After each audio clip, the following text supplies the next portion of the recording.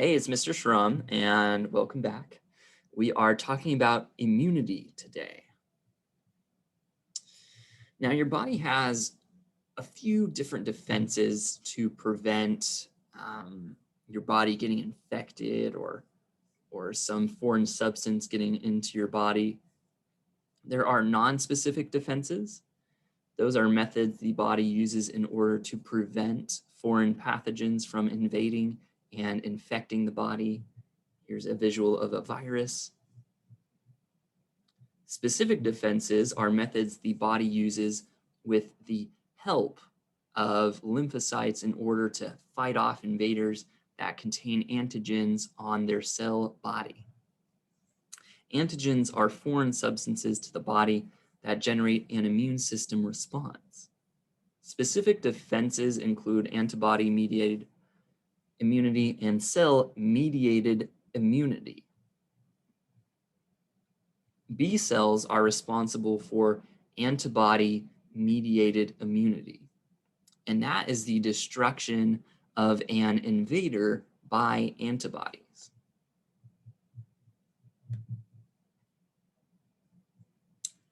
Can you see those? It's a little blurry.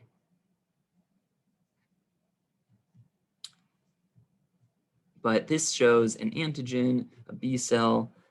First exposure to a sensitizing antigen causes B cells to make antibodies.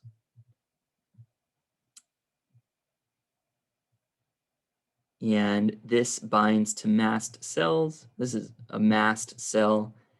And then if you're exposed to that again, subsequent exposure to antigen causes degranulation of mast cells, releasing allergenic mediators. And this says allergy, hives, hay fever, and asthma. So that explains if you've ever had an allergic reaction to something, how that comes about. And on the other hand, we have cell-mediated immune response. T cells are responsible for that type of immunity. And that is the destruction of an invader by T cell lymphocytes. So we have destruction of an invader by antibodies. So antibodies are killing something. And then T cell lymphocytes are attacking an invader. Here's a picture of that. T cells are produced in the bone marrow, but then are transported to the thymus. Within the thymus, the T cell matures. And there are 4 types of T cells. The cytotoxic T cells, which are killer T cells, memory T cells, helper T cells, and then suppressor T cells. And these different types of T cells have different roles in cell-mediated immunity, cell-mediated immunity. We will discuss each as we summarize the process of cell-mediated immunity. During non-specific defenses, neutrophils and macrophages phagocytize invading pathogens, after which they present the antigen portion of the invader to the T cell lymphocytes, and this activates the T cells. A portion of the activated T cell lymphocytes will then rapidly multiply into a large homogeneous group of cytotoxic T cells. And these are the killer T cells. And they respond in 2 ways. They travel to the site of infection and produce chemicals known as cytokines that directly kill the invader, or they release perforin. And perforin is a substance that is able to puncture holes into the plasma membranes of foreign cells. And these holes cause the cells to lyse or burst, and that kills the invader. Another portion of activated T cells become memory T cells.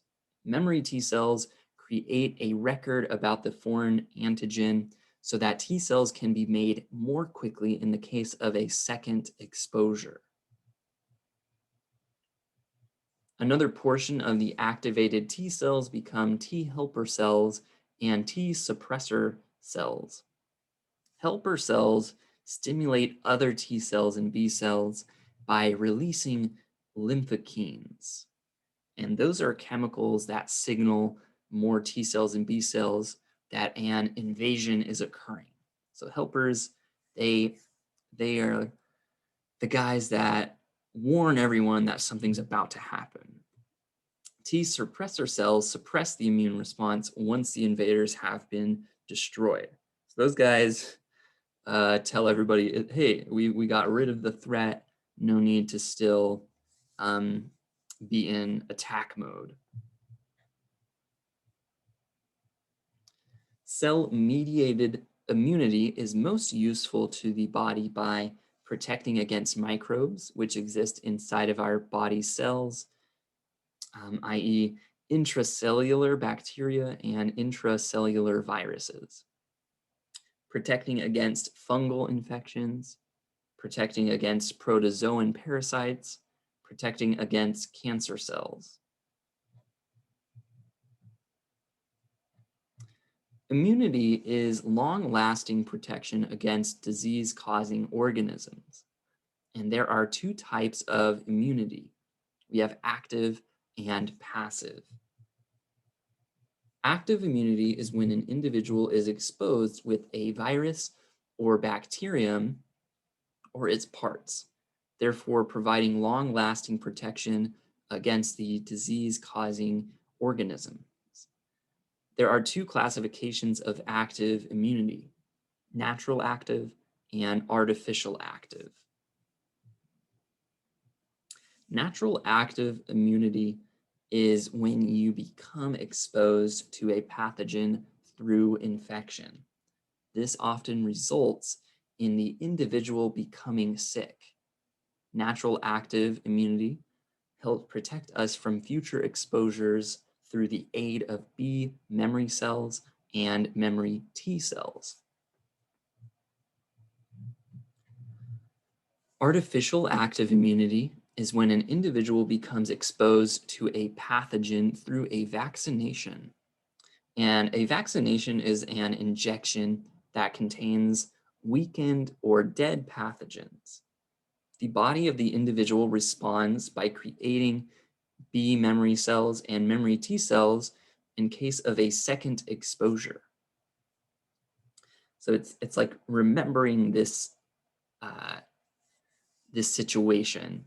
If you've ever been in a situation and it was like threatening to you or you felt really awkward or whatever, the next time you come into a similar situation, you're more than likely better able to handle it and more capable of dealing with that same situation. Same concept here. So it introduces weakened or dead pathogens. The body memorizes it in a way. And if you're ever exposed to that same thing, your body is more prepared to fight it. Passive immunity is when an individual is given antibodies to combat disease, therefore providing long-lasting protection against the disease-causing organism. There are two classifications of passive immunity: natural passive and artificial passive. Natural passive immunity is when a mother gives her child antibodies to combat diseases. This occurs when maternal antibodies pass through the placenta, which provides the infant with protection for 1 to 3 months. This also occurs when a mother chooses to breastfeed her infant, if they can. Breast milk contains antibodies that protect the child. Artificial passive immunity is when an individual is injected with antibodies from a donor. So for example, entivenin is an injection that contains antibodies given to individuals suffering from snake bite. It kind of makes sense. It's like anti-venom. And then Rogam is an injection given in order to prevent hemolytic disease of the newborn. And you'll learn more about that in a future lesson. Our immune system is responsible for helping to keep our bodies free from infections, and it uses several mechanisms in order to destroy invaders, including both non-specific and specific defenses. So that's the end of that immunity walkthrough. And now we're going to look at immunological issues. Now, issues can develop when the immune system doesn't work as intended, or it's overreactive, underreactive. Yeah, so we'll get into that. Some people are faced with immunological issues that affect the way their bodies fight off diseases. So we're going to look at HIV, AIDS, allergies, and lupus. HIV, or the human immunodeficiency virus, is a disease that hinders the effectiveness of the body's immune system. This means that the body is unable to fight off diseases as well as someone with a healthy immune system. That can be spread from one person to another through sex, contact with infected blood, or from a mother to her baby. HIV weakens the immune system to the point that the person who has it gets another disease called acquired immunodeficiency syndrome, and that is AIDS. AIDS is a disease that weakens the body's ability to protect against infectious diseases. These diseases would not normally be a threat to a healthy immune system. But with someone with AIDS, their immune system is compromised and is not able to fight these off as well. And it can become fatal in many cases. The symptoms of HIV and AIDS vary depending on how long they have been infected. Early symptoms of HIV include fever, chills, night sweats, headache, muscle ache, joint pain, rash, sore throat, swollen lymph glands, ulcers around the mouth or the genitals, diarrhea, cough, fatigue, weight loss, shortness of breath. Without treatment, HIV usually leads to AIDS after about 10 years. By this time, HIV has weakened the body's immune system so extensively that diseases that a healthy immune system could easily fight off become problematic for someone with HIV/AIDS. The infections that take advantage of a weak immune system can present symptoms like high fever, chills, night sweats that can last weeks at a time, cough, shortness of breath, persistent diarrhea, fatigue, or spots in the mouth, headaches, weight loss, rashes, impaired eyesight. HIV/AIDS risk factors for HIV/AIDS include having sex without a condom, especially if one has multiple sex partners, having another sexually transmitted infection or an STI that causes open sores on the genitals, sharing needles or syringes to take drugs, being an uncircumcised man. Interesting. I wasn't familiar with that last point. HIV/AIDS treatment. It cannot be cured. However, there are medications to help block and slow the disease. Generally, treatment includes 3 or more drugs to avoid becoming immune to a single drug. The types of drugs that are used either block entry into healthy cells or disable proteins that HIV needs to copy itself and infect healthy cells. Treatment for HIV AIDS is usually frequent, inconvenient, and includes unpleasant side effects. And these side effects might include vomiting, diarrhea, nausea, heart disease, weakened bones or bone death, shortness of breath, and rashes. So, how do you prevent HIV and AIDS? Using a new condom for every sexual experience, talking to a doctor about taking preventative medications, knowing the HIV status of yourself and your sexual partners, very important. Do not share needles to inject drugs. Getting treatment if you are pregnant to cut down the baby's chance of being infected. And circumcision. Circumcision is preventative too. So next we have allergies. That's the immune system's response to certain things like foods, pollen, dander, or venom. Allergic reactions happen when the body makes antibodies to fight off substances that it views as a threat. However, the substances that trigger allergic reactions are not actually harmful to the body. Symptoms can vary depending on the allergen that caused the reaction, but that can include nasal congestion, itchy, runny noses, itchy, watery, swollen eyes, itchy, red or peeling skin, swelling, tingling in the mouth, hives, rashes, coughs, chest pressure, wheezing, shortness of breath, anaphylaxis, excuse me, a potentially life-threatening reaction that can cause loss of consciousness, nausea, a weak pulse, and swollen and constricted airways.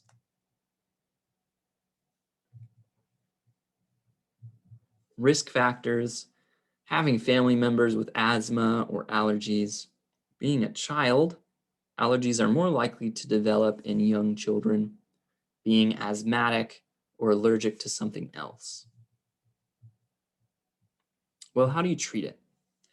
Avoiding the substance that causes the reaction, if that's possible, taking allergy medication to reduce symptoms, immunotherapy, allergy shots that help to lessen the effects of reactions, epinephrine, an emergency shot that is carried at all times in case of a severe reaction. So EpiPen, if you've ever heard of that. How do you prevent these allergies? Avoiding the substances, tracking possible triggers. Lupus is a disease where the immune system attacks healthy tissues and organs since it cannot distinguish between them and foreign invaders. It is a chronic disease that cannot be cured. And the symptoms of lupus can vary greatly from one person to the next. Typically, people with lupus go through periods of time called flares, where symptoms worsen, then fade or disappear for a while. Here are the common symptoms of lupus: fatigue, fever, stiff, swollen joints, rash, skin wounds on the face, white or blue fingers when cold or stressed, chest pain, shortness of breath, dry eyes, headaches, confusion, or even memory loss. Risk factors for lupus include being female, being between 15 and 40 years old, being African American, Hispanic, or of Asian descent. It is more common in those demographics. Treatment options for lupus generally include one of the following types of medication: non-steroidal anti-inflammatory drugs,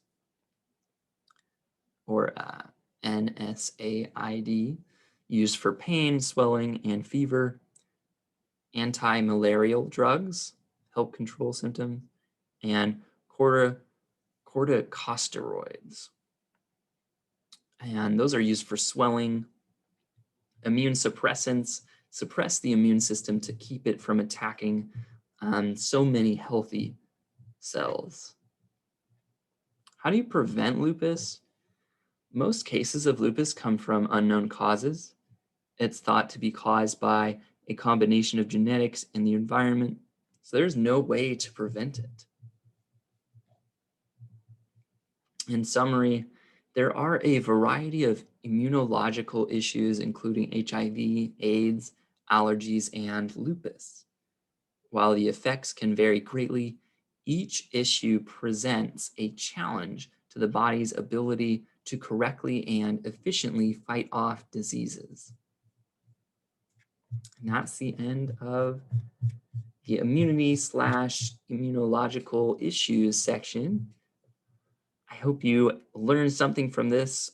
And if you have any questions, be sure to message me in Canvas or email me, and I will be sure to help you out as much as possible. But until next time, have a wonderful day, and I will see you all next time.